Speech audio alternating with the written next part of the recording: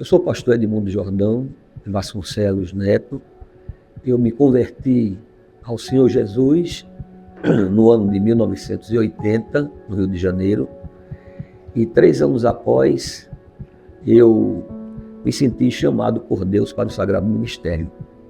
Eu estava cursando o curso de Engenharia Cartográfica no UFPE e Deus me falou profundamente ao coração, através de várias experiências, e eu fiquei numa situação muito difícil, porque eu esperava concluir meu curso para seguir a carreira profissional de engenheiro cartográfico, porém interrompi meus estudos no 3º ano para obedecer um chamado divino. Eu vim exatamente para o Betel Brasileiro, quando o Betel Brasileiro estava no início do trabalho de capacitação de líderes para pastores, para homens. Eu tive assim o privilégio, a honra, a felicidade e a satisfação de até fazer parte da construção do prédio do seminário masculino. Com alguns alunos contemporâneos meus, nós cavamos as estruturas, claro, no início da construção do prédio. Em seguida, nós moramos em Bahia, numa casa alugada, onde funcionava o seminário masculino do Betel, em 1983. E de lá nós nos mudamos para Alto Mateus, onde atualmente é a sede internacional do Betel, que é o seminário masculino. O meu chamado foi confirmado e foi potencializado com a minha convivência com 2 mulheres de Deus, que eu tenho muito respeito e gratidão a Deus pela vida delas. A primeira foi Tia Vilsa, uma freira que converteu-se ao cristianismo, que aceitou Jesus como Salvador e fez parte da Igreja Batista em Minas Gerais e que se tornou deã do seminário masculino no início. E ela me influenciou muito com a sua vida de abnegação, de piedade, de consagração a Deus, de obediência absoluta e incondicional ao chamado divino. Mas também Dona Lídia, saudosa memória, ambas, ela deu um impacto muito forte no meu chamado, porque ela, além de discipular os alunos internos, ela mentoreava, ela orava, ela aconselhava, ela tentava mostrar as faces do ministério, de forma que a gente tinha consciência de que servir a Deus era um privilégio muito grande, mas também uma responsabilidade tão grande quanto o privilégio que é dado. O meu chamado se deu nesse contexto de conversão, de abrir mão de um curso profissional, que no meu caso em especial foi uma direção divina, deixar o curso de engenharia cartográfica para vir para o Betel Brasileiro, morar no internato como aluno interno durante 4 anos, fazendo o curso de bacharel em teologia com concentração em missiologia. E a vida de Dona Lídia e de Tia Vilsa foram inspirativas, foram fundamentais na formação da minha visão ministerial e na confirmação do meu chamado, da minha vocação. A relação com Dona Lídia foi uma relação, vamos dizer, pastoral, porque Dona Lídia não tem o título e a ordenação de pastora, mas ela tem um coração pastoral. Era discipuladora, era mentora, era conselheira, era intercessora. E também ela carregava com ela aquele instinto materno, de cuidar das pessoas, principalmente dos vocacionados. Muito mais das mulheres, mas também dos homens. Eu faço parte dessa leva de obreiros. Então, Dona Lídia, ela me influenciou muito, como eu já disse, e ela me aconselhou muito, e ela me confrontou muito, e ela me ajudou muito. Ela foi conselheira em várias áreas da minha vida, da minha caminhada, e isso me deu um suporte psicológico, emocional muito grande, foi de uma grande valia para mim. Mas em nenhum momento, pelo menos nos 20 primeiros anos de ministério, depois de formado, eu tive assim a percepção, o discernimento de que eu seria líder no Betel na envergadura ou na proporção e na responsabilidade que eu teria como presidente. Não, isso eu não cheguei a perceber na minha relação, na minha caminhada com Dona Lídia. Mas como pastor formado, ex-aluno do Betel, ela me deu muito apoio em todos os campos por onde eu passei, tanto em Ilhéus, na Bahia, quanto no sul do Pará, no Transamazonas, como em São Paulo e aqui em João Pessoa, onde eu estou há 37 anos na mesma igreja. Ela sempre foi muito presente no meu ministério pastoral. Dona Lídia para mim foi uma inspiração, uma motivação muito forte, um desafio, porque Dona Lídia, ela desafiava a gente constantemente com o estilo de vida dela. Ela tinha uma vida profunda de oração, uma vida profunda de leitura bíblica. Ela tinha uma vida de temor a Deus que era assim, inigualável. Não que eu não tenha conhecido pessoas do mesmo quilate espiritual dela, mas por estar próximo dela, eu podia assimilar, eu podia observar isso na vida dela. Então a vida de piedade, de consagração, de inteira e absoluta entrega no altar de Deus é extraordinária, é fantástica. E isso era um desafio para nós que tínhamos, eu no meu caso, eu tinha desejo de terminar o curso de engenharia e ser um construtor civil e, enfim, ganhar muito dinheiro, fazer minha vida, formar minha família. E Dona Lídia, ela mudou a minha visão, não só com a sua mentoria e discipulado, mas com o seu estilo de vida e com a forma como ela se relacionava com Deus. E eu queria para mim um relacionamento desse nível, de intimidade, de comunhão profunda, de submissão, de entrega absoluta, para servir a Deus de todo o meu coração durante toda a minha vida.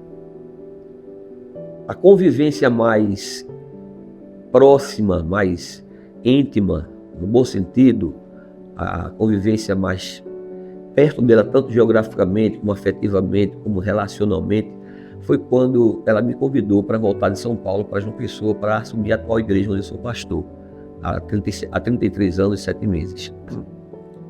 Então eu vim trabalhar na instituição também, ela me convidou para trabalhar na SUMEB, a antiga Superintendência Missionária Eclesial do Betel, a atual CONIB, Convenção das Igrejas do Betel Brasileiro, e ela então começou ali a fazer um trabalho de mentoria comigo. Ela sempre estava me convidando para orar com ela e alguns líderes do Betel na sua casa, ou no Betel, participar de vigílias, participar de eventos, até viajamos juntos para a África do Sul, num congresso internacional de missões. Eu viajei junto com ela e com a missionária Glícia, missionária Durvalina, para esse congresso internacional de missões em Joanesburgo, na África do Sul. E esse relacionamento foi se estreitando a tal ponto que ela foi me projetando na instituição, Deus a usando. Eu assumi a função de coordenador geral das igrejas do Betel Brasileiro, da SUMEB, durante vários anos, até o tempo em que ela infelizmente partiu para o Senhor, mas deixando um legado riquíssimo e um legado que a gente vai levar, não somente eu, mas toda a instituição, todos que fazem parte da história do Betel, para o resto da nossa vida. Foi um momento difícil para todos nós que fazemos parte da história do Betel, que acompanhamos a vida e o ministério de Dona Lídia e que nos relacionávamos com ela mais intimamente, né? Mais fraternalmente. Mas eu acredito que ela teve muita assistência, não só da minha pessoa, mas do pastor José Américo, pastor José Alves, missionária Durvalina, missionária Glícia, que morava com ela e na época ainda era solteira. Creio eu, se eu estiver errado, me perdoem os que me ouvem. Mas o pastor Antônio Almeida também, saudoso à memória, seu irmão biológico, pastor congregacional, mas ele estava no Betel conosco nessa época. Suas irmãs, que foram sócias fundadoras do Betel Brasileiro. E havia um grupo de pessoas, familiares, amigos, pastores, líderes, que deram muita assistência à Dona Lídia. Assistência psicológica, afetiva, assistência espiritual, presencial, e que sofreu com a situação dela, a doença dela, né? Mas infelizmente ela adoeceu, uma doença que atingiu, né, a capacidade dela motora, a capacidade dela de empreender, a capacidade dela de liderar, e que infelizmente, através dessa doença, ela foi se afastando rapidamente da liderança do Betel, até o ponto que ela realmente precisou se afastar totalmente, e a missionária Glícia Almeida, sua sobrinha, como vice-presidente estatutária, assumiu a liderança do Betel. Mas nós demos todo o apoio que pudemos dar, humanamente falando, para que Dona Lídia tivesse um final digno, humano, honroso, e por nós, caso ela continuasse vivendo e tivesse uma saúde estável, ela poderia continuar como presidente honorífica do Betel, para que pudesse mentorear seus sucessores. A morte de Dona Lídia foi um divisor de águas para o Betel. Por quê? morreu um ícone histórico, morreu uma referência singular. Lídia Almeida de Menezes dedicou toda a sua vida ao ministério e à instituição. E isso fez toda a diferença, porque Betel tem 3 fases. A fase inicial, fundada por Dona Ernestine Hornes, também de saudosa memória, missionária canadense. A fase Dona Lídia Almeida de Menezes, que foi a fase da plantação, estruturação e organização do Betel brasileiro. E a fase pós-Lídia Almeida. E eu participei do final da fase Dona Ernestine e do Ministério Dona Lídia, né? Já há alguns anos que ela vinha na liderança da presidência Betel, e também da morte e da sucessão presidencial de Glícia, né? Que sucedeu a missionária Lídia, Dona Lídia, querida e amada irmã nossa missionária Lídia Almeida. E lembrando isso, o que nós tínhamos assim de comum, nós líderes, pastores, missionários que conviveram com ela, é como nós vamos substituir uma pessoa como Dona Lídia. Nós não conseguíamos assim nos imaginar no papel de presidente do Betel, de vice-presidente do Betel, de gestor do Betel, porque a contribuição de Dona Lídia foi imensurável, foi gigante, foi extraordinária. Ela foi, vamos dizer assim, não só fundadora, mas ela foi usada por Deus, a idealizadora da expansão do Betel brasileiro, no Brasil e no mundo, né? E ela tinha uma aliança com Deus que era uma coisa extremamente fantástica, né?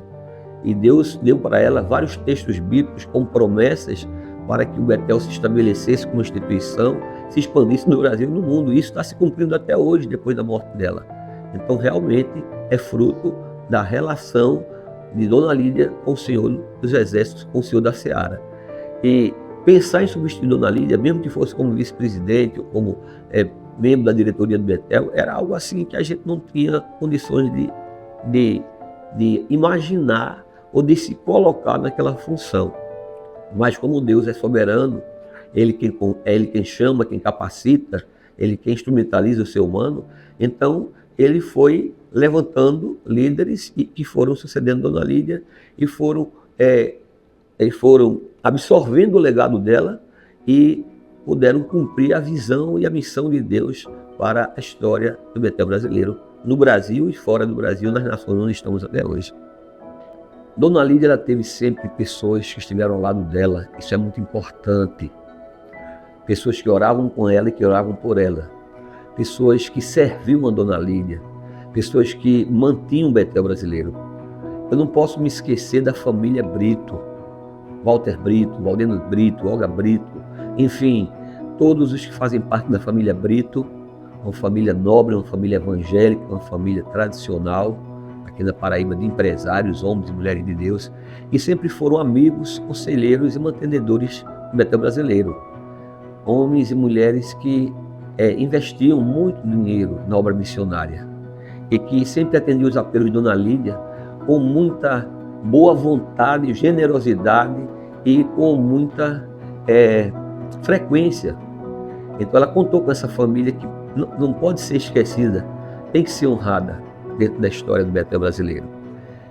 Tem muitos pastores amigos dela que eu não posso hoje dizer o nome, porque eu não vivi essa fase inicial do ministério dela, mas eu posso dizer que o pastor Rosivaldo Araújo, saudosa memória, líder da Convenção Batista Nacional, foi um grande amigo de Dona Lídia. Pastor Jonatas Catão foi um grande amigo de Dona Lídia. A missionária Glícia também, a sua sobrinha, veio para o Betel por um chamado divino e fez o curso teológico, também morou vários anos com Dona Lídia e se tornou também essa pessoa que dava afeto, carinho, atenção, que dava a Dona Lídia aquela segurança de ter pessoas da sua total confiança morando com ela, que viajava com Dona Lídia e participava da vida do Betel brasileiro e que se tornou vice-presidente do Betel.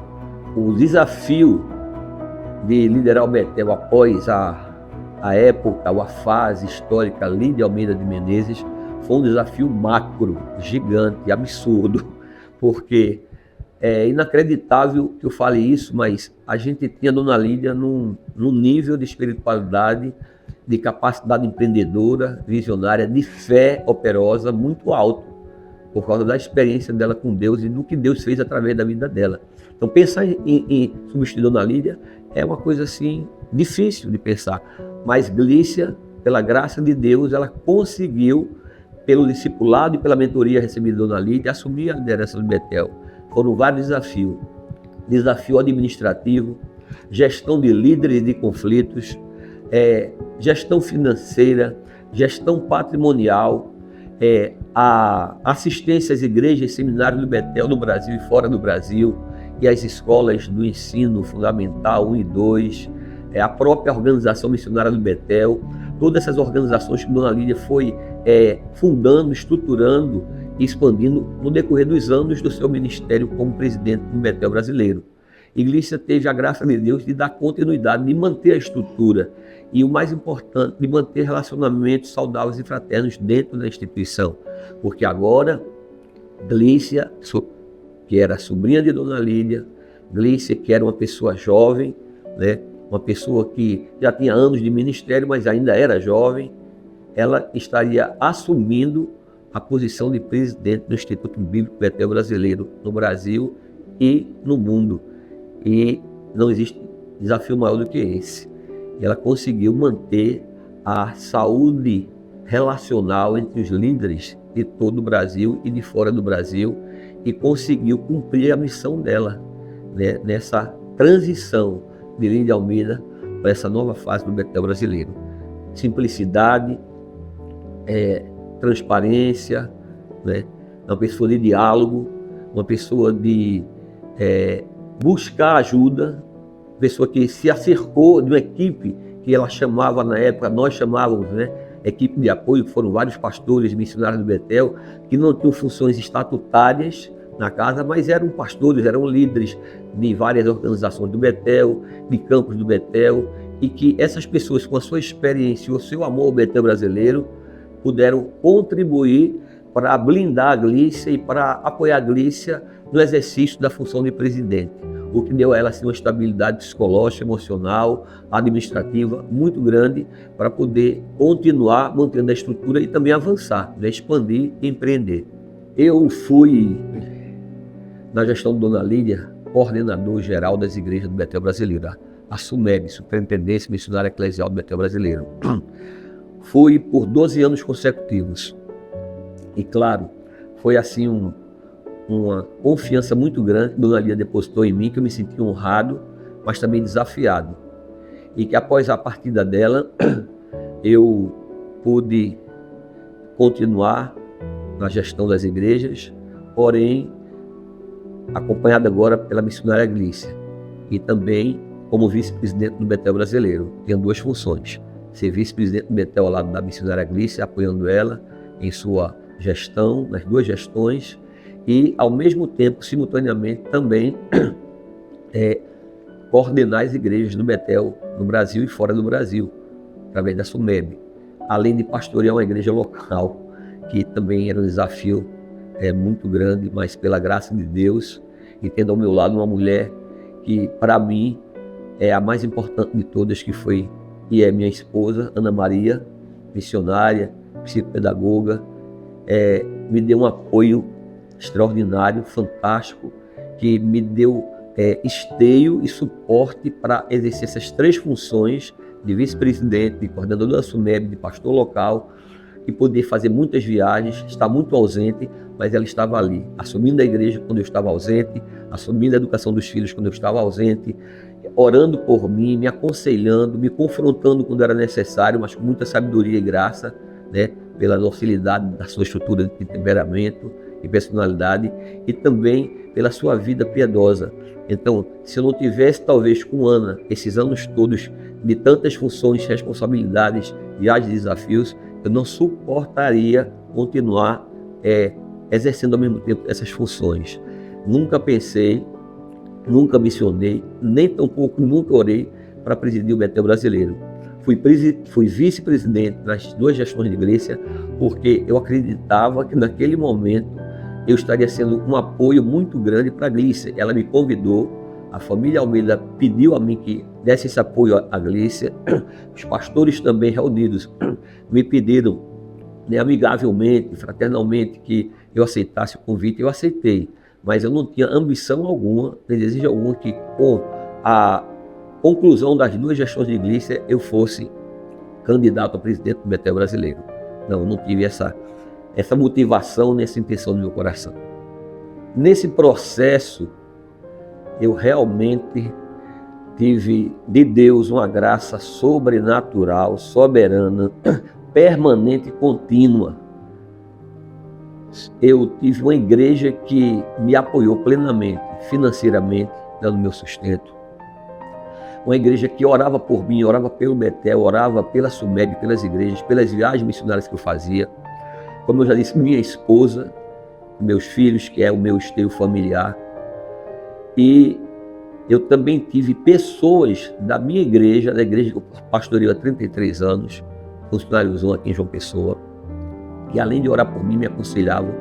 Dentre dessas pessoas eu tinha Dr. Willenberg Souza de Andrade, diácono da igreja, membro do conselho, advogado, que foi uma pessoa fundamental, tanto na minha função como coordenador da SUMEB, como vice-presidente e presidente do Betel, né, no futuro breve, né, após a vice-presidência.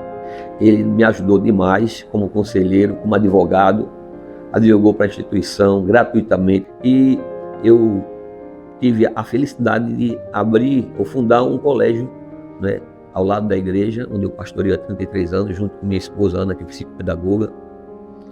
E até mesmo a escola também foi mais uma agregação de responsabilidade, porque eu pastoreava a igreja, eu administrava o Colégio Betel, que até hoje existe, né? Ele está hoje com ensino fundamental e médio, vai do infantil e médio, ensino básico, né? E fazia parte da diretoria do Betel e coordenava as igrejas. Então, eu considero que a igreja de Funcionários 1 é uma igreja altamente missionária e um instrumento extraordinário nas mãos do Senhor da Seara, para me dar todos os suportes que eu precisava para essas viagens e para essas atuações e responsabilidades. Então, eu louvo a Deus pelos membros da igreja, pelo corpo diaconal, pelo conselho e pelas famílias que fazem parte dessa história, porque a história de Funcionários 1, ela se coaduna, ela se une, ela se funde com a história do Betel brasileiro, porque eu sou pastor lá há 33 anos e toda a fase que eu tive aqui em João Pessoa, e ainda estou, né, como coordenador da SUMEB, como vice-presidente do Betel e depois como presidente das 2 gestões, a igreja esteve presente no meu ministério, me dando suporte. Como presidente do Betel, assumi a presidência em 2011, fui reeleito para a 2ª gestão em 2015 até 2018. Eu tive o apoio da missionária Gleicia, que foi presidente, né, antes de mim e após a dona Lídia, e isso foi muito importante. Tive o apoio dos pastores da SUMEB, vários pastores que me acompanharam, me apoiaram nessa época. Eu não quero citar nomes para não esquecer alguns e ser injusto, mas todos vocês que fazem parte do colegiado de pastores, né, da minha época, da minha gestão, foram as pessoas que me deram o maior suporte espiritual, suporte psicológico, suporte institucional e ministerial. E também eu tive o apoio de pastores com o reverendo José Alves, que sempre foi um conselheiro, um mentor, foi quem fez o meu casamento, quem fez os 25 anos de casados meu e de Ana, fez os 90 anos da minha mãe, enfim, é um pastor amigo, um pastor do coração. O pastor José Américo também sempre foi um grande conselheiro, um amigo, intercessor, um mentor. Eu tive também a ajuda do Dr. Aurélio Marcolino, que é engenheiro, e foi uma pessoa que ajudou muito o Betel como tesoureiro, como engenheiro, na construção de vários templos, na manutenção dos prédios do Betel, na assistência técnica dos nossos prédios e do nosso patrimônio, não só em João Pessoa, mas em outras cidades e estados do Brasil, onde ele poderia ir conosco. E também como membro, ou melhor, líder do Conselho Fiscal do Betel, Eu não podia deixar de falar do Dr. Aurélio Marcolino, que ainda está com vida, saúde e lucidez e tem sido uma bênção para essa casa. E mesmo com todo esse apoio, eu confesso que presidir o Betel é um desafio muito grande. E somente quem tem um chamado de Deus pode realmente assumir essa função. Essa não é uma função política, não é uma função que se ambicione por uma aspiração humana pessoal, não. Esse é um chamado que vem de Deus. E quando Deus chama, Ele capacita e dá graça, Ele dá o suporte, Ele traz as pessoas para perto, Ele faz as provisões, Ele intervém na nossa ação ministerial. Eu tive vários desafios, como o Gleicia teve, foram os mesmos desafios, desafio administrativo, financeiro, patrimonial, gestão de pessoas, gestão de conflitos, expansionismo da obra, de empreender novos campos, de abrir novas igrejas, de abrir novos campos missionários. Eu pude ir à África em 2015 com o doutor Lembeck, saudosa memória, com o pastor Sobrinho, o pastor Tiago Bruno, que hoje está nos Estados Unidos, e nós fomos a Ruanda, onde começamos nosso primeiro trabalho Betel lá com o pastor Joseph, né, em Ruanda, uma igreja e também uma escola de crianças e um assentamento de exilados políticos. Fomos até Maputo, Moçambique, onde começamos nossa primeira igreja com o pastor Zacarias Moreno e sua esposa Érica, onde hoje temos 9 igrejas, depois de 10 anos de fundação da primeira igreja do Betel, em Maputo, em Catembe, que é vizinho a Maputo, capital de Moçambique. Tivemos a oportunidade de ir na Índia e fazer uma parceria com a missionária Ana Saká, que já tinha sido feita na época de Gleicia. A gente reforçou e potencializou essa parceria, e em seguida nós participamos também da fundação da igreja do Betel, a primeira igreja que foi fundada por Mabi e Sidi, um casal de missionários que foi discipulado pela missionária Eva Maria Dias, minha cunhada, né, que passou vários anos na Índia e discipulou esse casal. Esse casal se tornou plantador de igrejas. E temos hoje um trabalho belíssimo lá com hindus e muçulmanos. Também tive a oportunidade de viajar ao Japão por 3 vezes consecutivas em anos alternados e ver o crescimento da obra, o início da obra e o crescimento da obra, e dar apoio à expansão da obra no Japão, e ver que hoje ex-alunos nossos que eram da igreja matriz, ou da primeira igreja do Betel no Japão, em Suzuka, vieram para o Betel, fizeram o curso de teologia, voltaram para lá e começaram a desenvolver novas igrejas, e hoje estão em franco crescimento, expandindo a obra. E agora a própria igreja do Japão tem vocacionados que estão assumindo a posição de pastores locais e desenvolvendo, expandindo a obra. Isso é extraordinário, foi uma experiência fantástica. Eu estive no Peru por várias vezes, estive no Equador, em Guayaquil, enfim, eu pude visitar todos os campos do Betel no Brasil e fora do Brasil, na Inglaterra, em Portugal, na Sérvia. Então eu tive essa oportunidade, esse privilégio dado por Deus e pela instituição de empreender, de apoiar nossos obreiros fora do Brasil, de apoiar projetos missionários de plantação de igrejas e fundação de bases, de apoiar a missionária Duvalina, que é um ícone histórico e uma referência para a história do Betel e para a história de missões e do ensino teológico no Brasil. Duvalina Barreto é um nome e é também um ícone. E eu, como presidente, tentei dar o apoio, né, que ela merecia e que teve, desenvolvendo o trabalho do Betel em São Paulo, na Rua São Bento, um grande seminário, na compra de um andar todo de um prédio, para que ali se estabelecesse nosso seminário em São Paulo, e todas as extensões que ela abriu na sua gestão, que eu pude participar. Foi ela quem abriu, foi ela quem idealizou, foi ela que fez todo esse processo, mas eu pude acompanhar e apoiar dentro das minhas prerrogativas de presidente. Enfim, o que eu tenho para falar sobre a presidência é coisa muito grande, mas eu agradeço a Deus porque Ele me deu a graça de perseverar 4 anos, depois mais 4 anos, e transicionar a presidência para a missionária Eva Rego. Transicionei todas as áreas que eu podia transicionar: área contábil, administrativa, patrimonial, recursos humanos, todos os pormenores dos bastidores e da responsabilidade de um presidente. Eu passei para a missionária Eva com muita transparência, com muita seriedade e responsabilidade, e graças a Deus que ela pode começar tendo o pé da situação e pôde dar um start, dar um início com muita maestria, né? Pela graça de Deus. Eu gosto muito de uma frase do missionário antropólogo, reverendo Ronaldo Lidório. O caráter precede a missão. Não podemos sacrificar o caráter cristão, o testemunho cristão, por causa do expansionismo institucional, do empreendedorismo ministerial. O caráter precede a missão. Cuide do seu caráter e Deus vai cuidar da sua reputação. Segundo lugar, relacionamento devocional com Deus. Não é relacionamento profissional, é ter uma vida de comunhão constante, contínua, sistemática e disciplinada com Deus. Dependência com Deus, ou dependência em Deus, melhor dizendo. Nós dependemos de Deus para realizar sua obra.